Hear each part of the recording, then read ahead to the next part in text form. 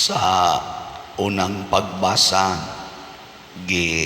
klaro ni San Pablo nga dili ta maluwas pinaagi ra gyud sa pagtuman sa balaod, kung dili pinaagi gyud pagtuo. Lingiyay mong tupad na nituo bagyod ka nga maluwas na ka.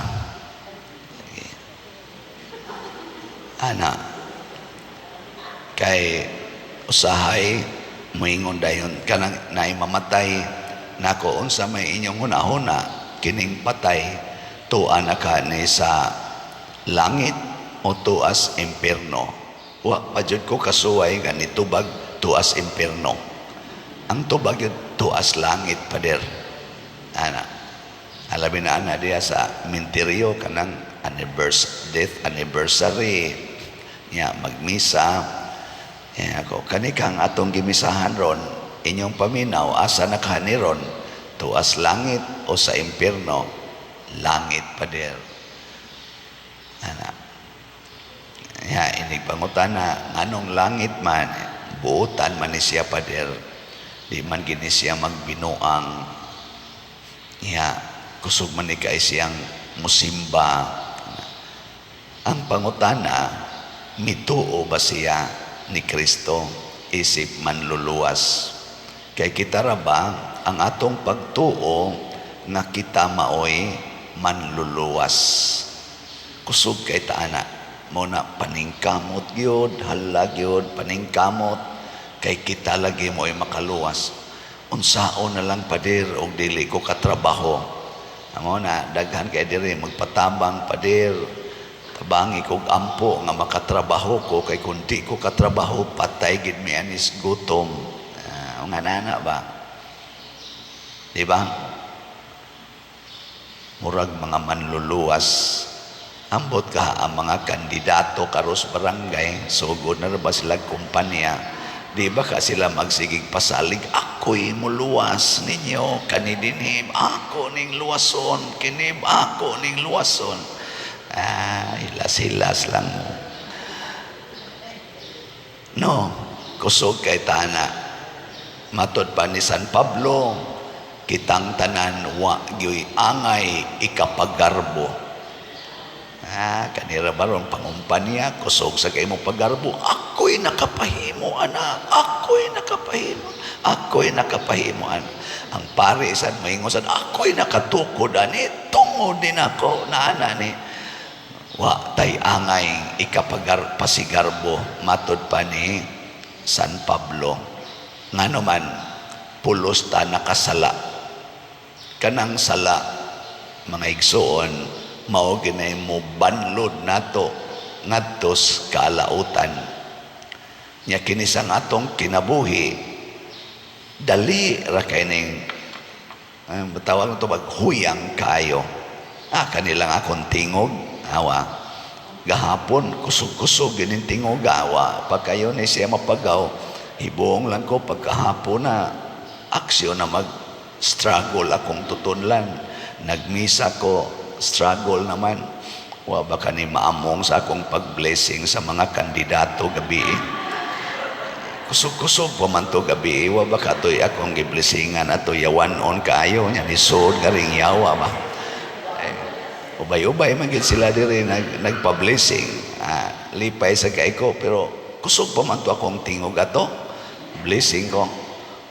Paghuman meeting ko sa mga contractors anang atong kumbinto diha kay ga-align sa trabaho nag-anam na magkawa akong tingog pero basin saglit totos mga contractors mga buangon siguro to contractors tabok na rin ang ilang iyawa. Ang ako lang buot ipasabot ba nga kining atong lawas dali ra kaini nga mamatay dali ra ning mawa huyang kayo ta mapando lang ta nya madus mo parok imong wa na dako na kay nagkausaban sa imong kinabuhi munang dili gid ta manluluwas. Ang manluluwas maura gyud si Kristo muna adto ta motuos Ginoo pasabot nga wa tay buhaton nga dili nato ihalad sa Ginoo. Diri sa atong ebanghelyo niingon si Kristo nga silutan gyud mo tungod sa inyong mga kaliwat nga mipatay sa mga propeta. Nya kamoy naghimog mga nindot nga lubnganan tuan na dito sa Jerusalem kanang magdulhog na tapado ngadto sa kanang ilang gitawag og katubitang giagian ni Kristo pag suod niya sa Jerusalem katong kanang binditas lukay nga magsigig warawara naman na dihay daan pag adto na mo dapit diri sa tuo mating ito daghan kay mga lubong ba mao kuno toy mga lubong sa mga propeta didto tingay ito si Jesus nagtan-aw sa na inyo gipanghimuag lubong panahon pa tong Jesus mga 2,000 years nindot ba ya sa tanawon pero gisawa ito ni Jesus ingos Jesus kamo mo'y gahimos mga nindot nga lubong unya ang inyong mga katigulangan mao'y nagpatay sa mga propeta nga inyong gikunuhay gihimu-himuag lubong dili na mo'y makaluwas kung dili ang pagtuo sa gisultis mga propeta. Unsa may gisultis mga propeta, unsa may gisulti ni San Vicente Ferrer, unsa may gisulti ni Jesus, unsa man biyai ang inyong mga sala paghinulsol dili na mawa pinaagig kwarta, di na mawa pinaagig pagdaog sa eleksyon, dili na mawa pinaagi og achievements paghinulsol. Unya unsa may resulta kung maghinulsol ta? Unsa may resulta? Mahimot ang mga manluluwas kauban sa kaluwasan or tigdala sa kaluwasan gikan sa Ginoo. Muna paghinulsol ni San Agustin sa iyang kabuang suna nahimo na siyang buutan, nagdaan na siyang kaluwasan sa kalibutan. Paghinulsol ni San Ignatius of Loyola gikan sa iyang pagkaambisyoso nga pagkasundalo nahimo na siyang tigdala sa kaluwasan sa kalibutan hangtod karon. Paghinulsol ni San Pablo gikan sa iyang pagkamanlulutos hinulsol siya siyang sala nahimo na sad siyang agianan sa grasya. Sige lingay mong tupad ing unsay imong angay hinulsulan. Kay basig wa na siya kibaw. Na unsa may angay nimong hinulsulan. Isiglan tagbantay ani kay naa man kitay mga sala matud pa ni San Pablo kitang tanan nakasala maghinulsol na ta aron muhag agi dayon ang kaluwasan. So sama pananglitan aning ato mga projects dinhi nagsigitag baligyag mga slots. Siguro yun ko nga ang namalit aning ato mga slots nakahinulsol na ni silang sala kay gwapa ni sila kahinulsol di gini mamalit. Na may daghang naminaw nato malingaw ra lingaw kay kuan ang pader kutob ra sila diha pero di gyud mo palit og slot ngano man gibabagan sa sala. Labi ginang sala sa pagka materialistic, kanang sala sa pagka warrior, kanang pagka mabalakon, sala sa pagka ambisyoso. Mubabag man na sa atong generosity. Pero salamat sa Dios kay naagi padayon nga pag-increase sa atong halin sa atong holy pads para sa atong national retreat of priests karong November 7 to 9. As of yesterday, ang atong halin sa holy pads niabot nag 66,269 kaslats. Pakpak. Nag-anam nagkajutay, no? 33,731 na lang ang kuwang.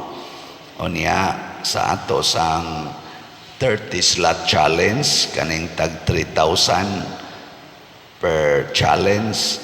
Nakadawat na putag as of yesterday 740 ka 30 slot challenge. Pakpak na sad. Sa ato sang investment slots kaning DSAP as of yesterday na natay 84 slots nga halin. Pakpak. Onya sa 84 slots na natay 61 na actual cash investment. Ano malipay.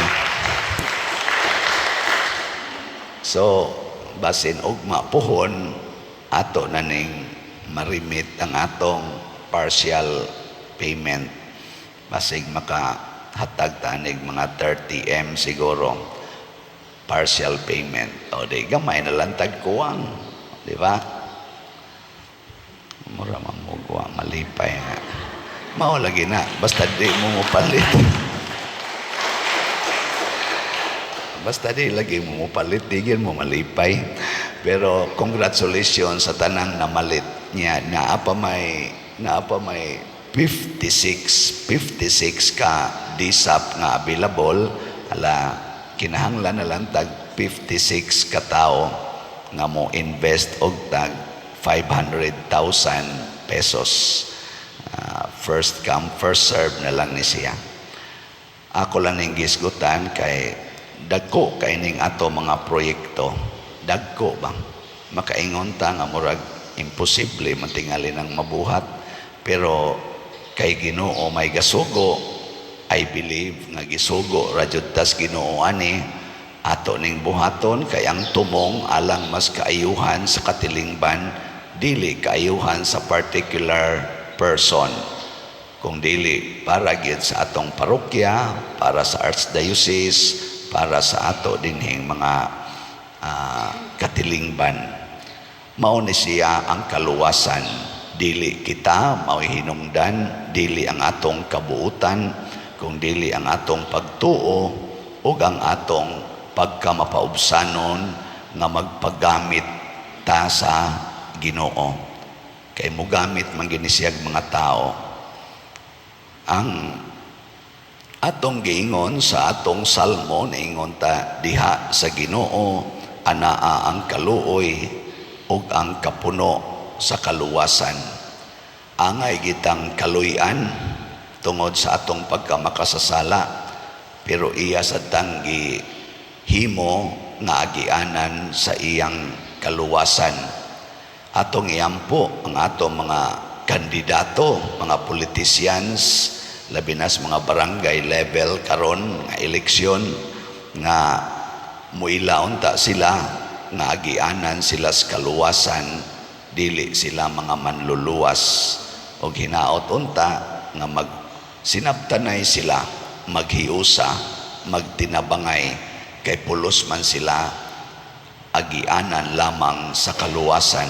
Wa untay magpagarbo nila, nga magsigig pagarbo nga siya ra gyud mao'y labaw sa tanan. Kay kitang tanan way kapuslanan kun wa si Kristo. Muna anha kita motuos Ginoo, dili sa mga politiko.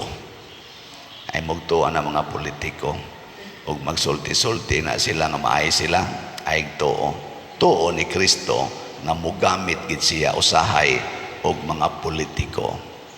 Mo na itong iampo. Sige, lingay mong tupad na din ata mo tuos mga politisyan na.